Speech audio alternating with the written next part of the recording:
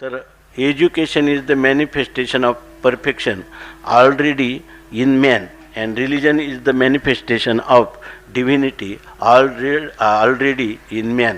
असं आहे. याचा सरळ मराठी अर्थ असा आहे. आपण म्हणतो शिक्षण म्हणजे काय? हा मनुष्य मोठा सुशिक्षित लोक तर आता म्हणतात MA PhD असला की त्याला सुशिक्षित म्हणतात, आणि जे संस्थेत शिकतात ते अशिक्षित आहे, शिक्षण कमी झालं म्हणून ते इकडं आले म्हणतात.